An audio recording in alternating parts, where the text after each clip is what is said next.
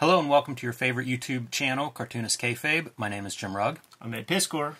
Before we jump into this, I want to remind everybody that it is Cartoonist Kayfabe-tober. Where are those prompts, Jimmy?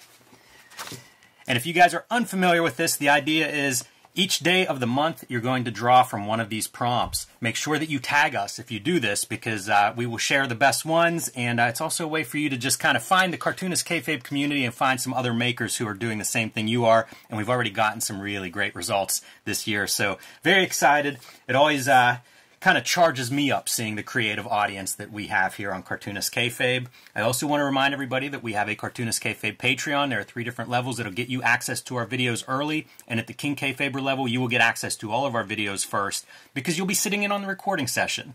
That means if we cover a book that you want to add to your collection, you'll be the first one looking for it. You'll beat the Kayfabe effect, get those books before they disappear from the aftermarket or before the prices skyrocket. And finally, I want to remind everybody that we are a daily YouTube comic book channel. We have about 1,500 videos out there. If you go to our homepage, you can search in a little search bar for your favorite titles or favorite cartoonists. Chances are we've already covered some of those. And if we haven't, leave a note in the comments below this video so that we can move them up in our reading list. All right, today we are looking at Erik Larsen's Savage Dragon. We have covered some early issues of Savage Dragon. We have talked to Erik Larsen in previous interview videos on here, so if you're an Erik Larsen fan, you come to the right place. But Savage Dragon has been going on now for over 30 years. You can see we're looking at issue number 266, and the reason that I thought we should look at this is whenever I heard what this issue was, I got excited and tracked down a copy and thought this is the perfect starting point. If you are a lapsed Savage Dragon reader, or if you're completely new to Savage Dragon, this is a jump-on point. Erik Larsen, the creator, has lived in San Francisco or Berkeley for I don't know how long, decades, as long as he's been doing Savage Dragon, actually much longer, I believe. And in this issue of Savage Dragon, we're going to move the cast and characters that we love to San Francisco.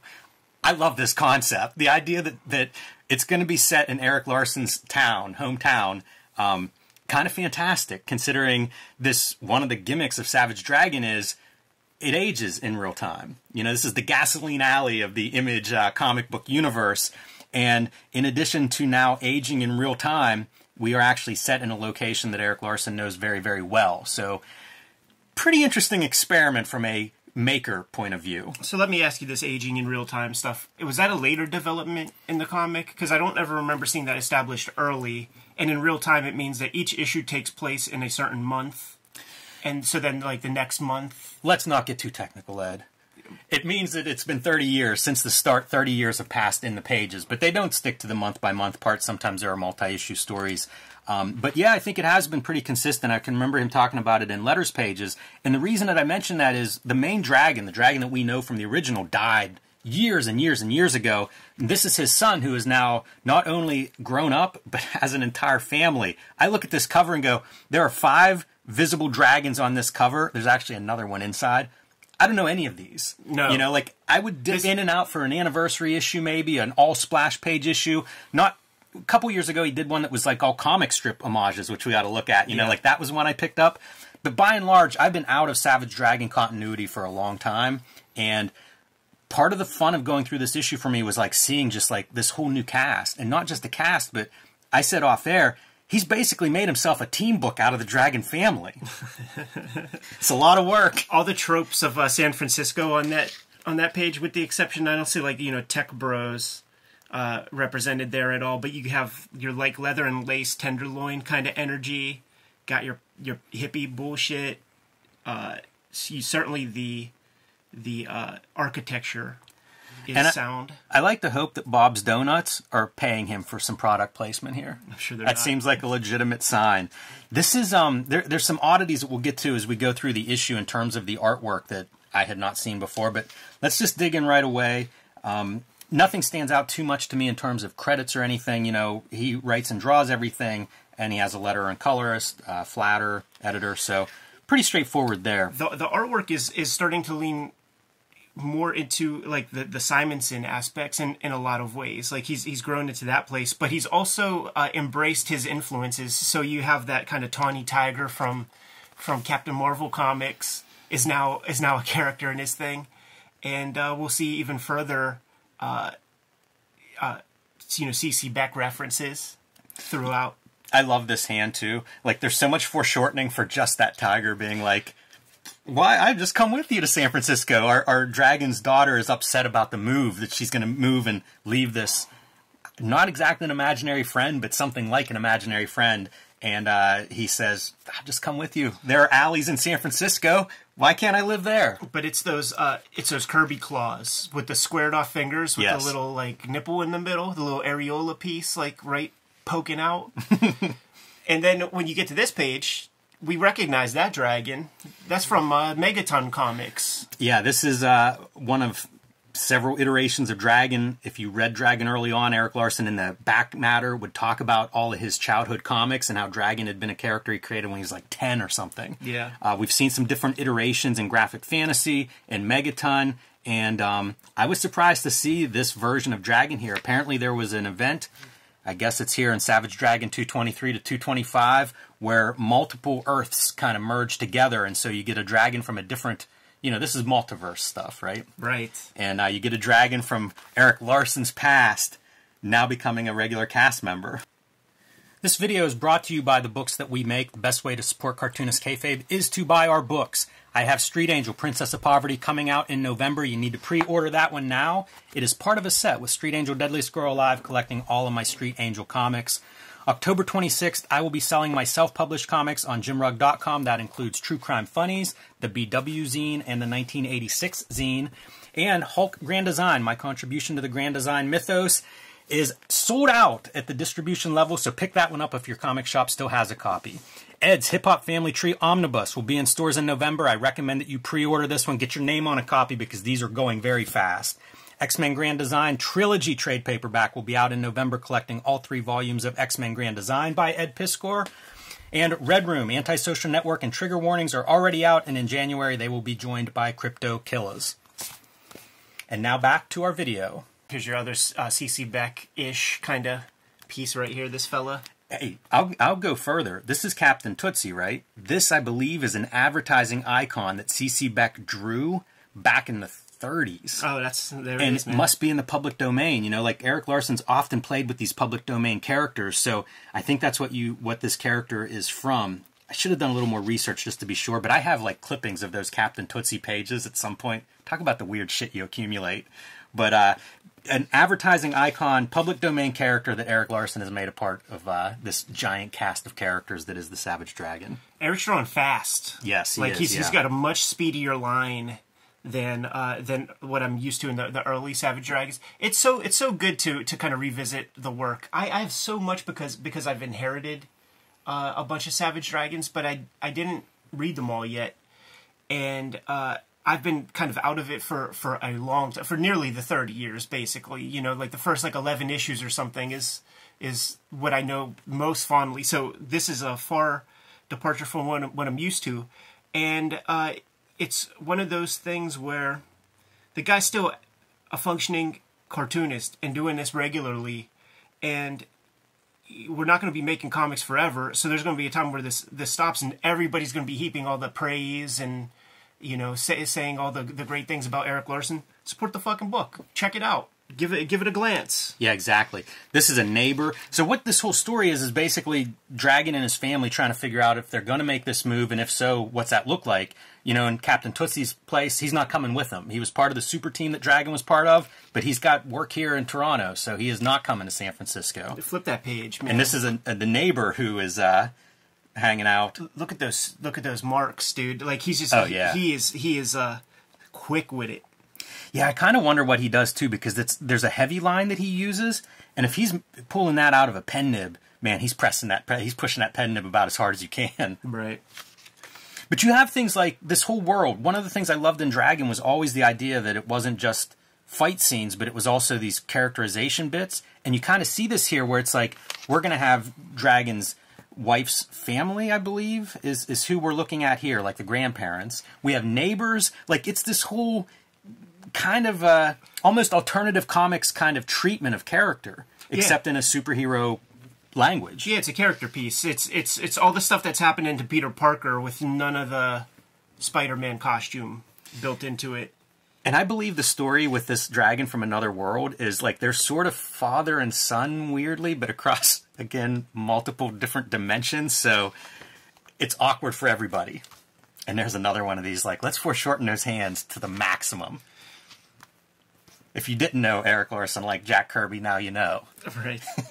It's funny, too, what he takes from Kirby, at least in this issue, are these giant hands.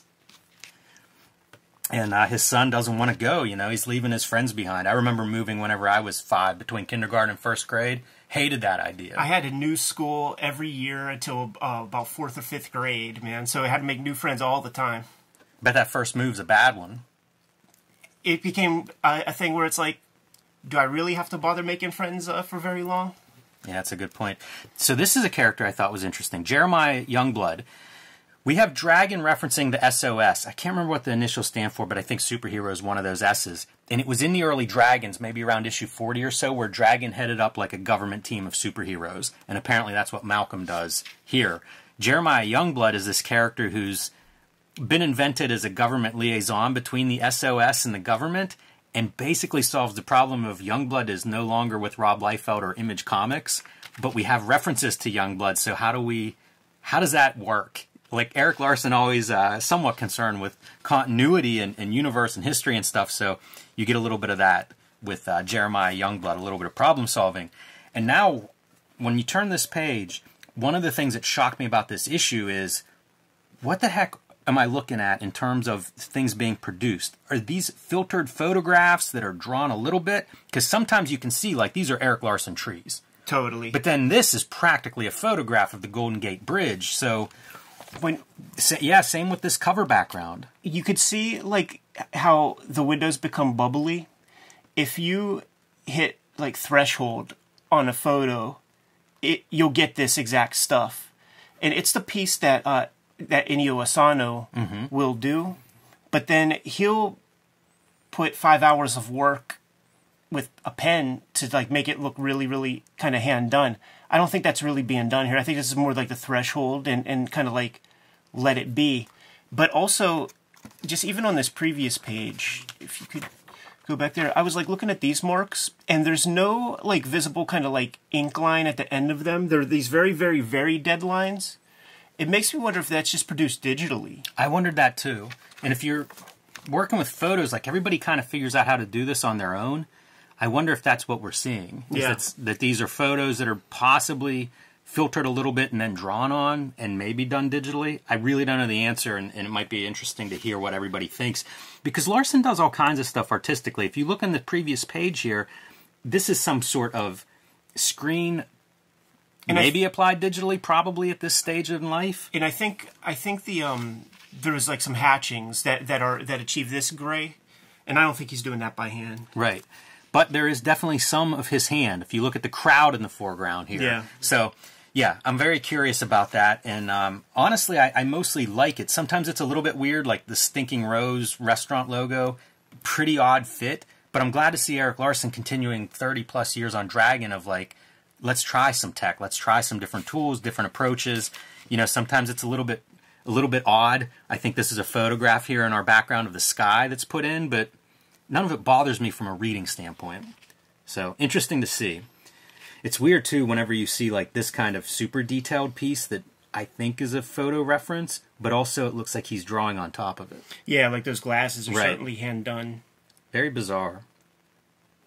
Yeah, it's a bleeding edge process for him, and you know, over the course of 266 issues, you would hope that the guy would allow himself some room to play.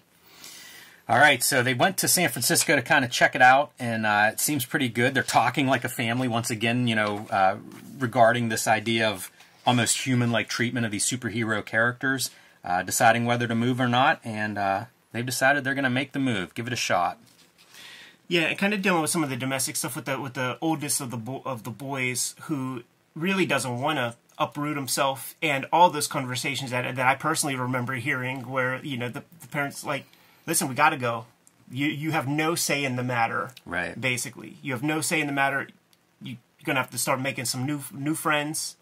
You'll be fine. And, you know, you get both points of view. Like the parent is annoyed because, you know, like, you don't even have a life yet, kid. It's fine. And then the kid who spent maybe 90% of his life, 80% of his life in this town establishing his roots. It is his whole life. So it's that relative thing.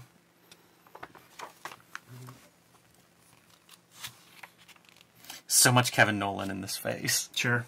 This little dragon dude. So, tries to talk his son into it, and like you say, he's the kid. He's not really up to him to not go along with it. It reminds me of famous photos of Shaq and some of his 4'8" girlfriends.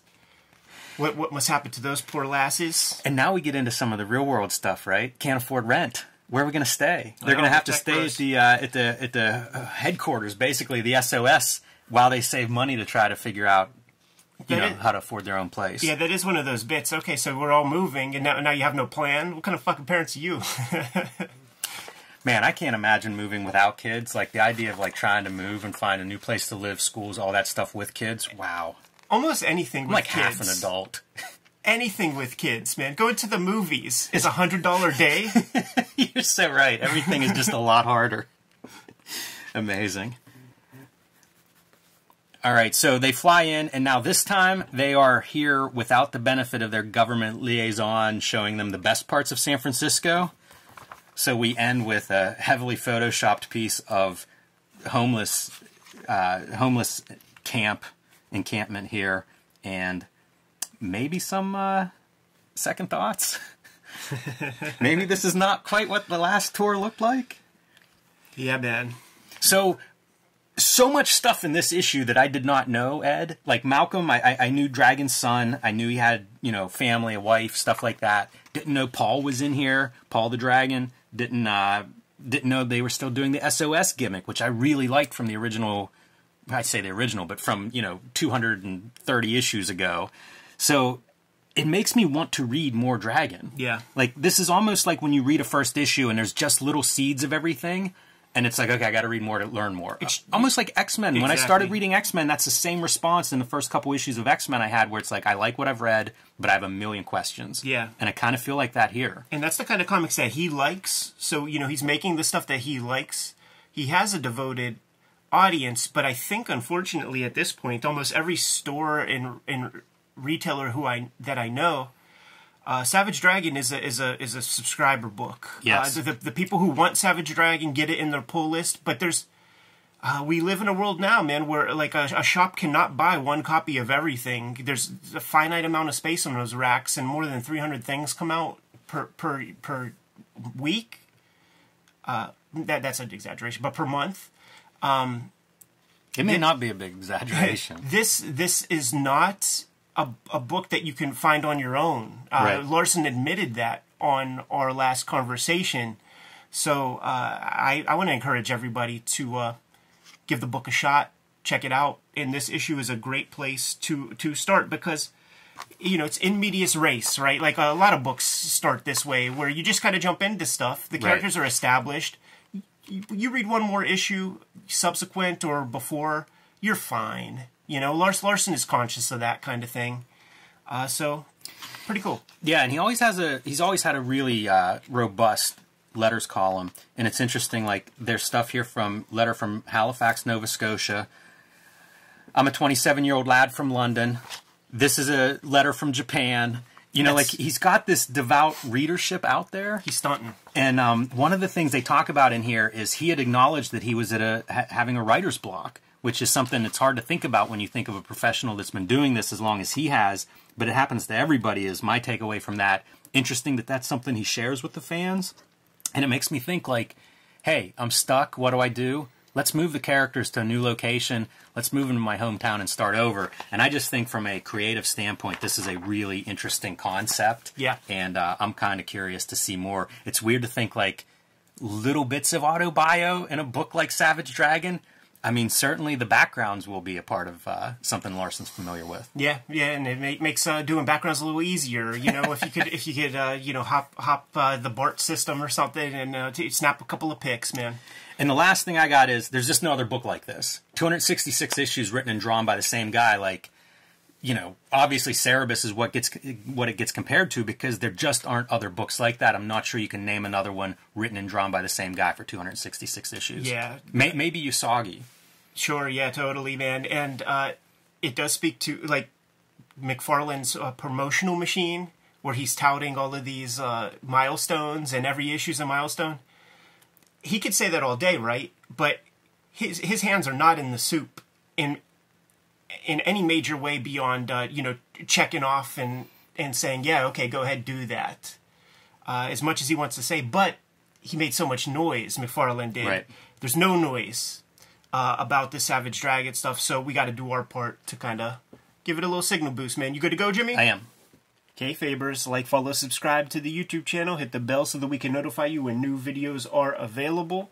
Cartoonist Kayfabe-tober is upon us, 2023. These are your drawing prompts. Make sure that you tag us, add us, make sure that we see these pieces that you put together so that we can share those with our audience at large, boost your numbers, get your name out, and it's always a pleasure to see what you guys come up with. We are a daily YouTube channel, and with more than 1,500 videos in our filmography at this point, some stuff might have slipped your radar, and we might have talked about your favorite comics. Give the channel a search for your favorite titles, check out those episodes, and if we did not cover your favorite comics, put something in the comments, let us know what those comics are. We can push those comics a little bit higher on our to-read piles. The videos are supported by the King Kayfabers on our Patreon. They get access to all the videos before anybody else. They're hanging out with us right now in a live stream recording session as we put together this week's worth of videos, and we are very much in appreciation for the King Kayfabers who are supporting the channel. Ultimately, though, the videos are brought to you by the books that we make. Before you is a sample of our bibliography to date, but we are working all the time. And coming October 18th is the Hip Hop Family Tree Omnibus. You guys have been watching this comic kind of develop over this past year of 2023, and it is almost upon us, and about 75% of this print run is accounted for already, which I have to absolutely thank you guys for.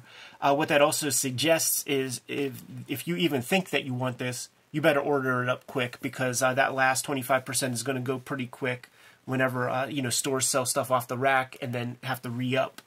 500 plus pages, 150 pages of additional material, and best book I ever made. Please scoop that up. Not the only holiday effort to come in 2023. In November comes the X-Men Grand Design Trilogy trade paperback. It's crazy how this one works, because it's probably off to the press right now, mere weeks before its release, so I don't have a comp copy to show off. So it's going to be smaller in scale than what you're looking at. But these big volumes, some of them are out of print, and it's going to have all of my X-Men Grand Design work in there. Please check that out, man. It's perfect jump on point for any X-Men fans or you know, enterprising X-Men fans if you're curious about that title. Red Room has been my focus the past couple of years in terms of new comics. 2 trade paperbacks out, The Antisocial Network, Trigger Warnings. It's Halloween time, right? Read some tongue-in-cheek horror potboilers. There's going to be a 3rd volume coming out in January. It's called Crypto Killers, and it is the best round of comics yet. Each one of these is self-contained, though. It has 4 complete self-contained stories. If you see either of these out there in the wild, give it a shot. Jimmy, tell the people what you got going on. Hulk Grand Design is my contribution to the Grand Design mythos, and it is sold out at the distribution level, so pick that up if it's sitting on your comic shop shelves right now, because these are going to become harder and harder to find. Coming out in November, Street Angel Princess of Poverty from Image Comics. You need to pre-order that one now. It collects all of the Street Angel comics that are not in Deadliest Girl Alive, also available from Image Comics. These 2 books together will comprise the complete set of all of the Street Angel comics that I have made so far. And I have been self-publishing lately and will be selling these on jimrugg.com, my website, at the end of October, October 26th. That will include the BW zine, highlighting panels and art and ads and editorials from the black and white explosion comics of the 80s that I love so much. The 1986 zine is all about the year 1986, whenever comics really the direct market and comic shops took over the direction of comics in America. And True Crime Funnies. These are nonfiction stories featuring traditional true crime subject matter like a drug cop, but also featuring some wrestling stories from the early 20th century, as well as an Andy Warhol soiree into wrestling one night. So check those out. Mark your calendar, October 26th, jimrugg.com. And if you can't wait that long, you can read a lot of this stuff on my Patreon, patreon.com/jimrugg. The books are the most important part to keep the channel solvent and to keep the videos coming to you on a regular basis. But there are some ways to directly support the Cartoonist Kayfabe channel. Jimmy, let the people know. Subscribe to the Cartoonist Kayfabe newsletter at the links below this video. It's a way for us to keep you up to date on what we have going on and where we're going to be. You can also pick up Cartoonist Kayfabe t-shirts, merchandise, mugs, hats, stickers, all kinds of stuff at our spread shop. And that link is also under this video in the show notes. There you have it. Plethora of ways to support the Cartoonist Kayfabe channel. Jimmy, please give the people their final marching orders and we'll be on our way. Read more comics.